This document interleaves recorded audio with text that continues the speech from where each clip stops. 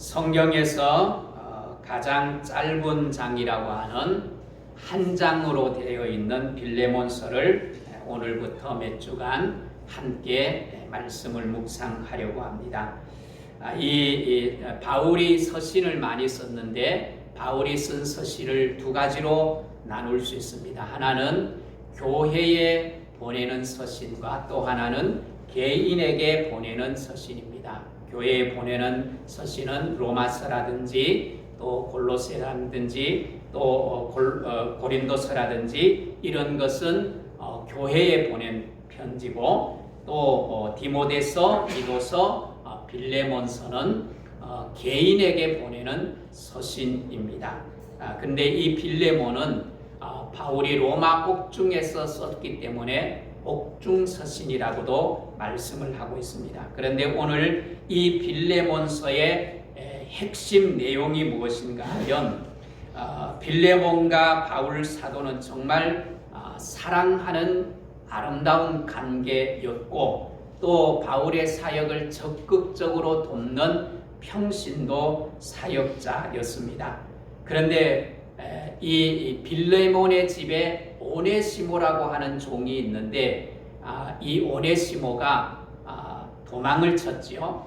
아마 기록은 되어져 있지 않지만 빌레몬의 가정에 경제적인 많은 손해를 입혔을 거라고 학자들은 말합니다. 그래서 주인에게 도망쳐서 로마 옥중에 갇혔는데 그 옥중에서 바울을 만나고 바울을 통해서 예수 그리스도를 영접하여 완전한 새 사람이 됩니다. 이렇게 새 사람이 되었는데 이 빌레몬서를 우리가 읽으면 굉장한 감동, 잔잔한 그런 감동들이 몰려옵니다. 묵상을 하면 왜 그런가 하면 빌레몬과 오네시모는 원수일 수밖에 없지 않습니까? 종인데도 잘못해서 도망을 쳤으니까 원수 관계일 수밖에 없습니다. 그런데 바울을 만나서 완전한 새 사람이 되어서 바울이 자기 곁에 두고 함께 일하고 싶었지만 그렇게 할 수 없었습니다. 왜냐하면 이 오네시모를 빌레몬에게 보내서 빌레몬의 용서를 받게 하기 위해서입니다. 그래서 이 바울이 빌레몬에게 편지를 쓰는 거죠. 지금은 편지를 내가 원하는 내 뜻을 전하기가 굉장히 쉽지 않습니까? 스마트폰에서 손가락 하나만 똑똑똑똑 해서 딱 보내면 금방 내 소식이 전해집니다. 그런데 바울 시대에 편지를 쓰는 것은 쉽지 않습니다. 편지지 구하기도 힘들고 펜을 구하기도 힘들고 또 설사 편지를 썼다 할지라도 이 편지를 전하는 것이 쉽지가 않습니다. 누군가가 가야 되고 또 편지를 받은 사람이 또 그 편지를 받아서 또 다시 전해주려고 하면 때로는 몇 개월이 걸려야만 그 편지가 전해지기 때문에 편지를 쓰는 것이 쉽지가 않습니다. 그런데 오늘 바울은 이 오네시모를 편지를 써서 빌레몬에게 이 오네시모를 용서하고 형제로 받아줄 것을 이제 빌레몬과 오네시모를 연결해 주는 일을 바울이 지금 하고 있는 것입니다. 그래서 오늘 빌레몬의 입장에서 보면 어떻습니까? 나쁜 놈, 잡히기만 해봐. 그런 마음을 품을 수 있지 않겠습니까? 그 당시에는 노예가 도망을 쳤다? 그러면 잡히면 죽일 수도 있습니다. 또 죽여도 그 시대는 이상한 것이 하나도 없는 시대였어요. 그런 시대에 오늘 이 둘 사이에 누가 있는가 하면 바울이 있어요. 오네시모와 빌레몬 사이에 누가 있다고요? 바울이 있습니다. 오늘 이 오네시모를 빌레몬에게 연결해 주면서 오네시모를 용서해주고 용납해주라고 편지를 쓰고 있는 것입니다. 이 모습은 누구의 모습을 연상시키는가 하면 예수 그리스도의 모습을 연상시킵니다. 예수 그리스도가 어떻게 이 땅에 오셨어요? 이 땅에 오신 목적은 하나님과 우리 사이가 원수되어 있을 때 예수님이 이 땅에 오셨고 우리를 위하여서 죽으심으로 하나님과 우리 사이를 어떻게 해요? 화해시키셨어요. 하나 되게 만드셨어요. 그래서 브릿지 역할을 한 거죠. 혹시 남해로 여행을 가보신 분들이 계실 텐데 남해 쪽으로 가면 섬들이 굉장히 많지 않습니까? 그 육지와 섬을 연결하는 이 다리를 뭐라고 하지요? 연육교라고 합니다. 그리고 섬과 섬을 연결하는 것을 뭐라고 해요? 연도교라고 말합니다. 연도교. 선도자를 써서 섬과 섬교를 연결해 준다고 해서 연도교라고 하는데 이렇게 연육교와 연도교를 쭉 연결해서 배를 타지 않고도 요사이는 몇 개의 섬을 여행할 수가 있습니다. 이게 바로 브릿지 역할을 하는 거예요. 바울 사도가 바로 교량 역할, 빌레몬과 오네시모 사이에 교량 역할을 하는 거예요. 이것이 바로 예수님을 닮은 모습입니다. 오늘 우리가 이 땅에 살아가면서 바울처럼 예수님을 닮는 삶을 살아가는 것은 성도로서 매우 중요한 것입니다. 누군가의 사이에 다리를 놓고 그 누군가가 서로 화해하도록 만들어주는 역할, 그 역할은 바로 주님이 하셨던 역할이고 그 역할을 오늘 주님은 우리에게 요구하시는 거예요. 오늘 그 역할을 잘 감당할 수 있게 되기를 주의 이름으로 축복합니다. 예수님이 산상수훈에서도 말씀하고 있지 않습니까? 합평케 하는 자는 어떤 복을 누린다고 말하지요? 하나님의 아들이라 일컬음을 받으래요. 예수님이 누구예요? 하나님의 아들이에요. 그 하나님의 아들이 합평케 하기 위해서 이 땅에 오셨고 또 우리에게 그 합평케 하는 자는 우리도 누구의 아들 된다고요? 하나님의 아들이라 일컬음을 받게 될 것이라고 말씀을 하는 거예요. 그런데 아무리 봐도 하나님의 자녀답지 않는 자들도 있습니다.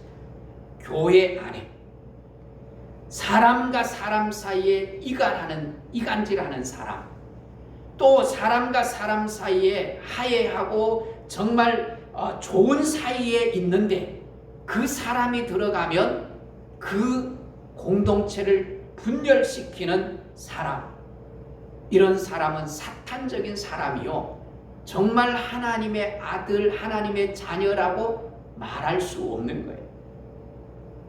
그래서 오늘 벌어진 틈, 갈등과 다툼이 있는 그곳에 내가 들어가면 화해가 일어나고 용서가 일어나고 사랑이 샘솟게 되는 그런 삶을 살아가는 역할, 이것은 하나님의 자녀다움의 역할이에요.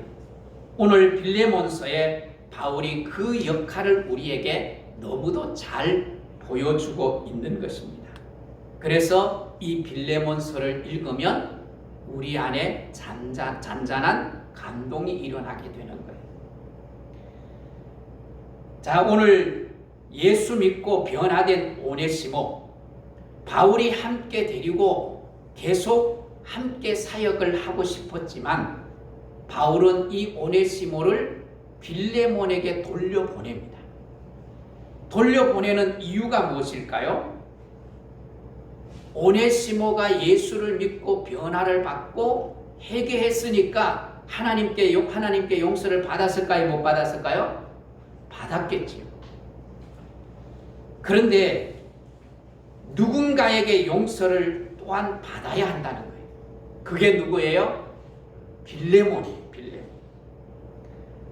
하나님께 용서를 받았다 할지라도 사람과의 관계도 풀어야 된다는 거예요. 그래서 바울이 오네시모를 빌레몬에게 보내서 빌레몬의 용서를 받는 과정이 반드시 필요하기 때문에 오네시모를 빌레몬에게 보내는 것입니다. 여러분, 우리가 예수를 믿고 자칫 잘못하면 하나님을 오해하기가 쉽습니다. 내가 예수를 믿고 하나님 안에서 내 죄를 회개했으니까 나는 깨끗해, 나는 완전해. 그런 잘못 하나님을 오해하는 거예요. 하나님 앞에 용서를 구해서도 사람과의 관계를 풀어야 됩니다. 여러분, 혹시 밀양이라는 영화를 보셨나요? 그 밀양이라는 영화 가운데 그걸 제시해 주고 있잖아요. 자녀를 죽였는데 교도소에서 예수를 영접하고 예수를 만났어요. 변화됐어요. 그런데 밖에 있는 자기 아들을 죽게 했던 그 여인은 고통 중에 있는 거예요. 이건 결코 하나님을 영접했다라고 사실상 말하기가 어렵습니다. 왜? 가짜일 확률이 높기 때문에.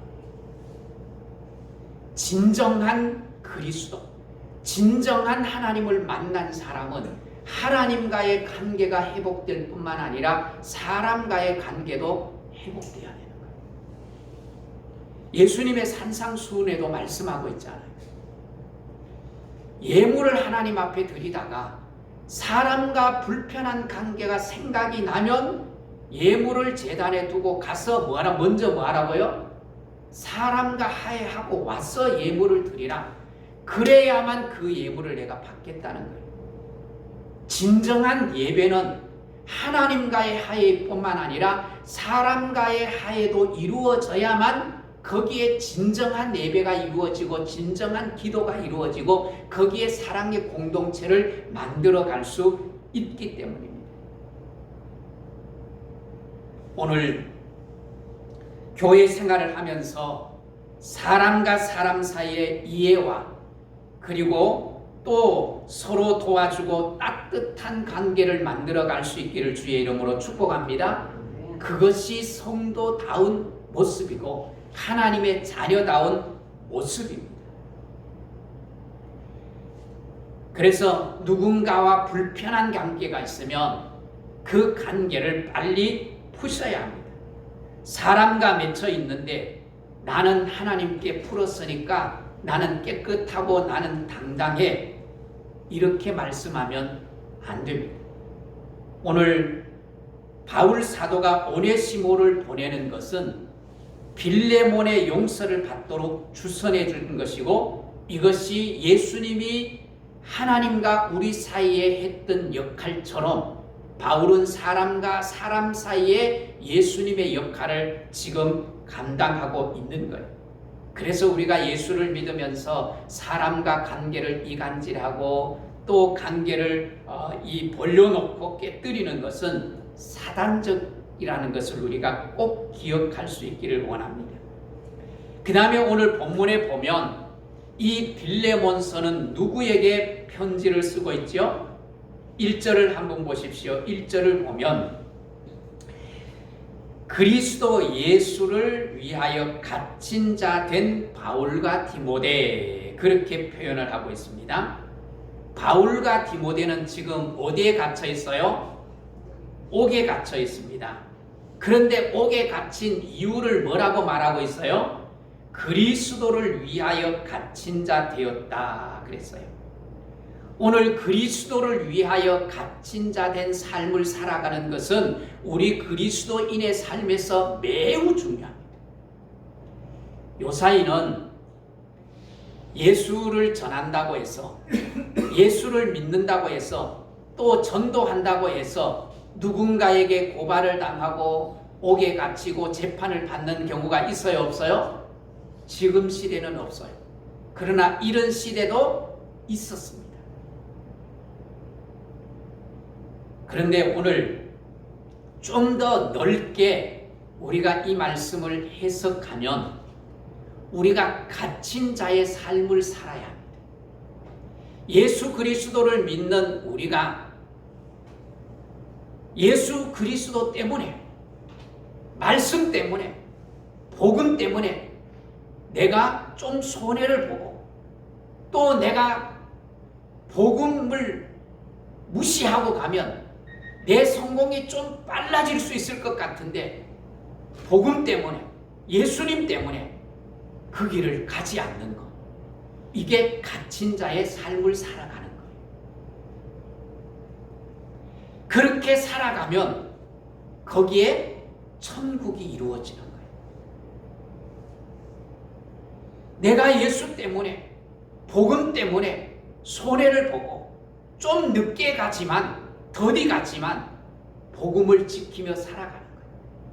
그렇게 살면 내 마음속에 천국이 이루어지는 거예요.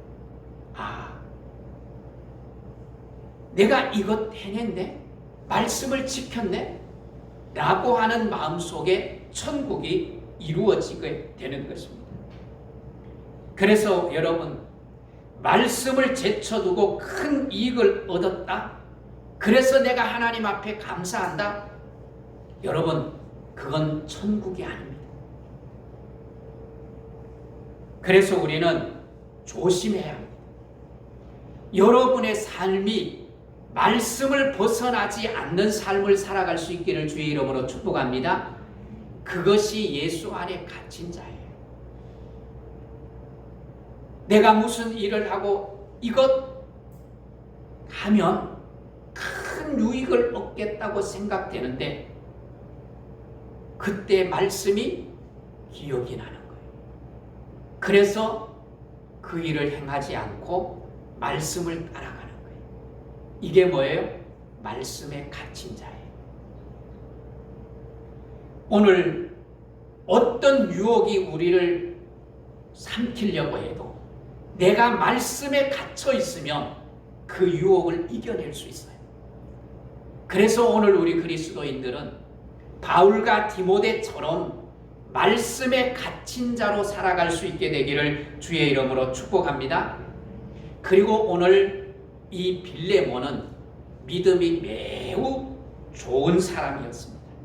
그건 확실해요. 오늘 2절을 한번 보십시오. 2절을 보시면 자매 아비아와 우리와 함께 병사된 아키포와 내 집에 있는 교회에 편지하노니 그랬어요. 여기 자매 아비아는 빌레몬의 아내라고 많은 학자들이 해석을 하고 있습니다. 빌레몬의 아내. 그리고 아키포 함께 병사된 자, 군사된 자. 이 아키포는 빌레몬의 든든한 믿음의 병사, 아들로 해석하는 사람들이 많습니다. 어쨌든 간에 이 두 사람은 믿음이 좋은 사람이에요. 믿음이 좋은 사람.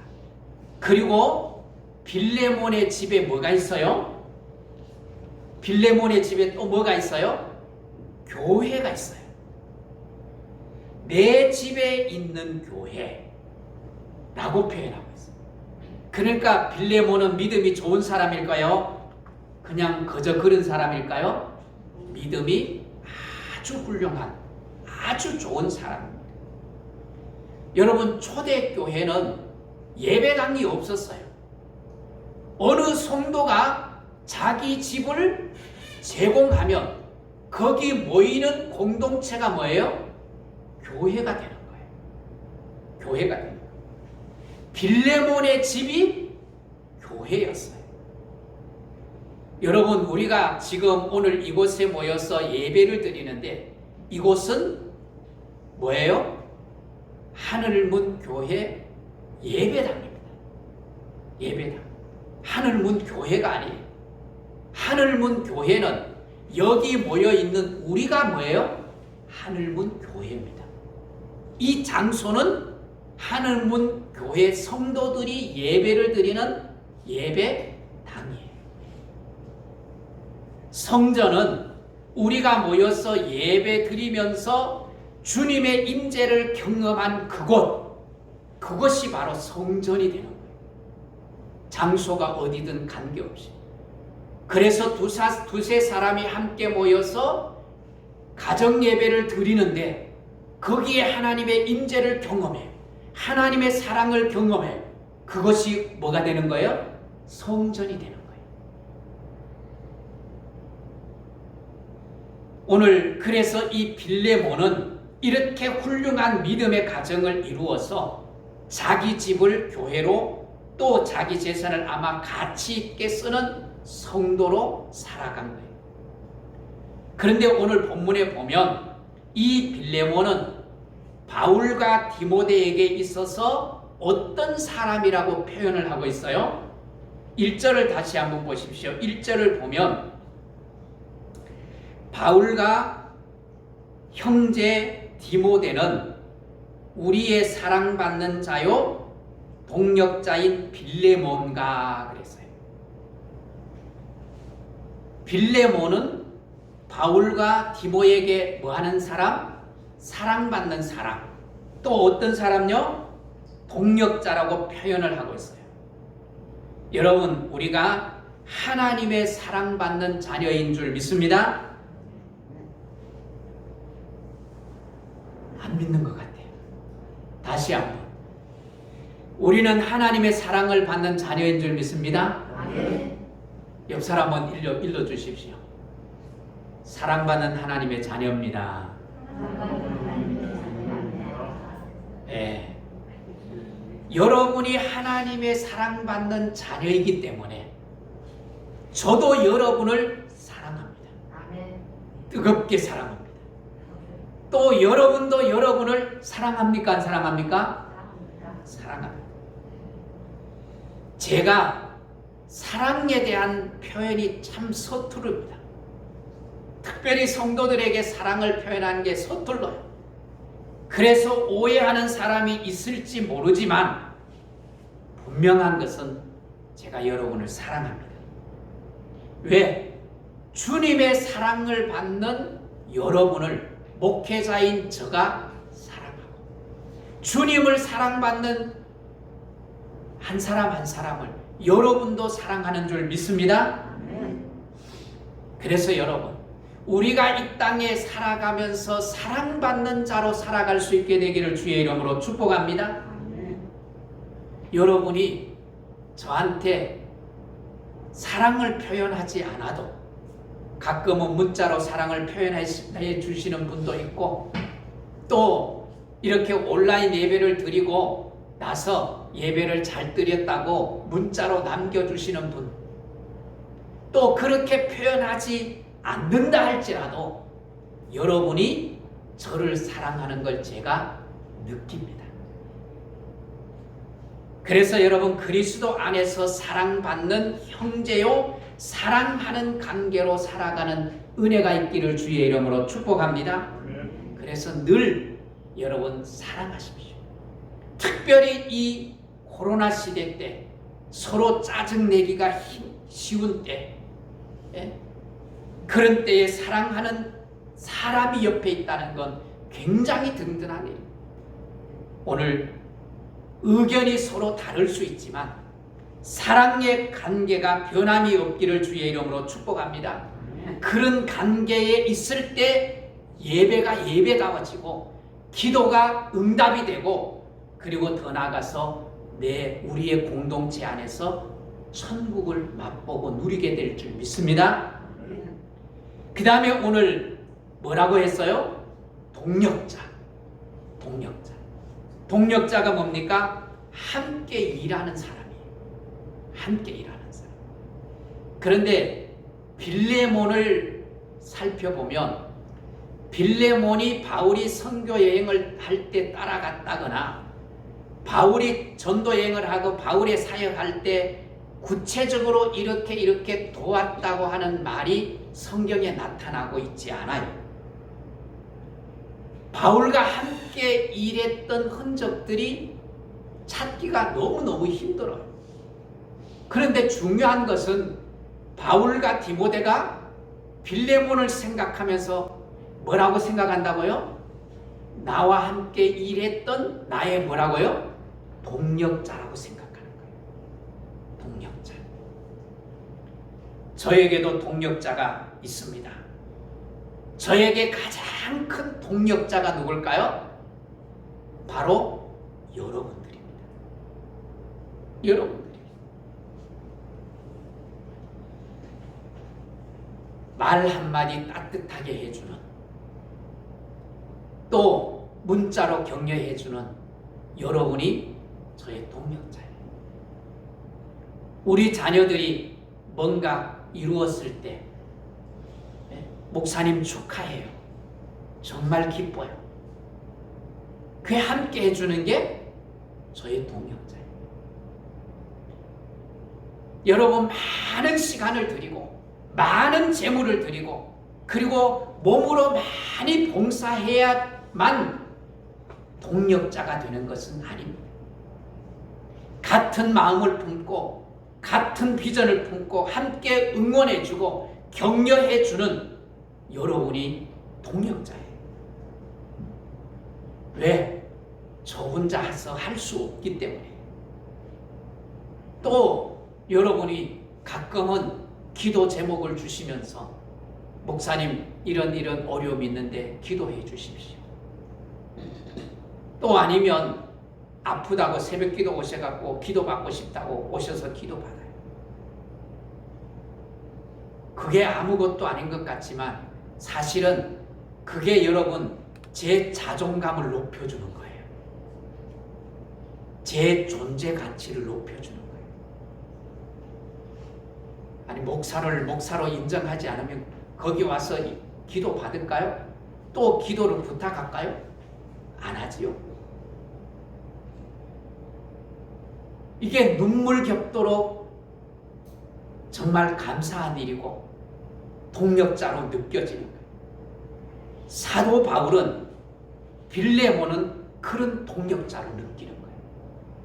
오늘 우리가 저가 우리 성도들을 동력자로 느끼는 것뿐만 아니라 성도들과 성도들 사이에도 함께 동력하는 동력자로 느끼는 은혜가 있기를 주의 이름으로 축복합니다. 그게 얼마나 중요한지. 그 다음에 오늘 빌레몬서, 이 빌레몬과 빌레몬의 집에 있는 교회에 편지하면서 바울이 축복을 해요. 뭐라고 축복을 합니까? 우리 3절을 같이 한번 읽습니다. 시작. 하나님 우리 아버지와 주 예수 그리스도로부터 은혜와 평강이 너희에게 있을지어다. 아멘. 오늘 이것 놓치지 않게 되기를 주의 이름으로 축복합니다. 우리가 살아가는 데 필요한 것은 하나님의 은혜인 줄 믿습니다. 그리고 은혜 중에 은혜는 무엇인가 하면 앞에서도 말씀을 드렸지만 예수님이 이 땅에 오셔서 죽어주신 거예요. 십자가에 죽어주신 거예요. 왜? 하나님과 우리 사이가 뭐였어요? 원수 사이였는데 합평을 이루게 하셔서 우리에게 합평을 누리게 해주신 거예요. 이것은 은혜 중에 은혜예요. 이 합평과 은혜는 어디로부터 오는 거예요? 하늘 아버지와 함께 예수 그리스도로부터 오는 거예요. 근원이 누구예요? 은혜의 근원, 평강의 근원은 하나님 아버지와 예수 그리스도인 줄 믿습니다. 그래서 여러분, 돈이 많아서가 아닙니다. 잘 먹고 잘 살아서가 아닙니다. 건강해서가 아닙니다. 모든 일들이 형통해서가 아닙니다. 그 평강은 하나님 아버지와 예수 그리스도로부터 온다는 것입니다. 그래서 여러분, 내가 생각지도 못했던 어려움을 만나고 고통을 만났는데 그 고통 중에서도 평강을 누리는 거예요. 그게 어디서부터 오는 거예요? 하나님 아버지와 예수 그리스도로부터 오는 평강, 이 평강은 절대적인 평강. 세상의 평강은 어떻게 해요? 왔다가 금방 떠나요. 조금만 오려면 그것은 사라져버려요. 그러나 하나님 아버지와 예수 그리스도의 로부터 오는 이 평강, 이 평강은 언제든지 고난 가운데서도 누릴 수 있는 평강이요 은혜인 줄 믿습니다. 이 평강을 여러분의 삶 속에, 특별히 이 코로나 시대 때 정말 사업도 제대로 되지 아니하고 여러 가지가 막히고 힘든 가운데 있다고 할지라도 이 하나님의 평강과 하나님의 은혜를 경험하게 되기를 주의 이름으로 축복합니다. 축복합니다.